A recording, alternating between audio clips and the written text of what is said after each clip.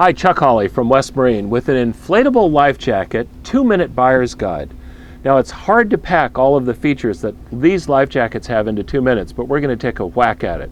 The first question that people ask is, what kind of applications are good for wearing inflatable life jackets? And I'd say they're good for almost all applications except for two. The first is, they're not particularly good for high-speed impacts. So, for example, if you're in a bass boat or a high-speed small powerboat and you get ejected from the boat, they're not particularly good because you want to have a higher impact resistant vest on in those cases. And the second instance is, they're not very good if you know you're going to go in the water. Well, who knows they're going to go in the water? Well, dinghy sailors, whitewater paddlers, Hobie Cat sailors, jet skiers. In those cases, you know you're going to go in the water and it's going to inflate, and that's not such a great idea. So, with those two exceptions, they're great for fishing, both inland and offshore. They're good for day sailing. They're good for offshore sailing. They're good for recreational powerboats. They're good for voyaging powerboats. All of those applications are ideal for inflatable life jackets. The second question to ask yourself when you're looking at inflatable life jackets is, what kind of inflator does it have?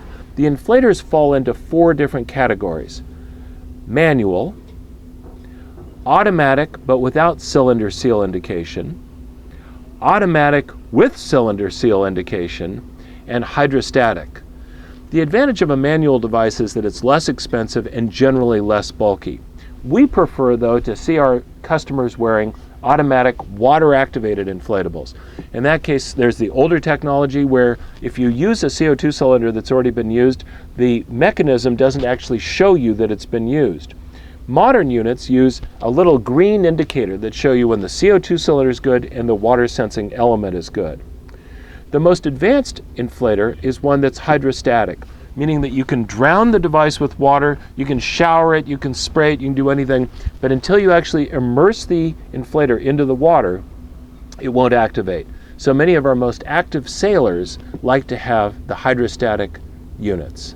The next question is, how much buoyancy do you need? Most of the inflatable life jackets have one of two buoyancies.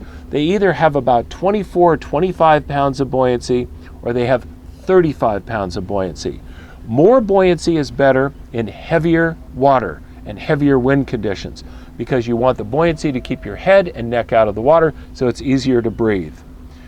In calmer conditions, 25 pounds or 24 pounds of buoyancy is perfectly adequate.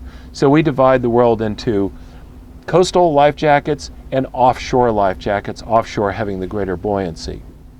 Next question is whether you want one with a built-in harness.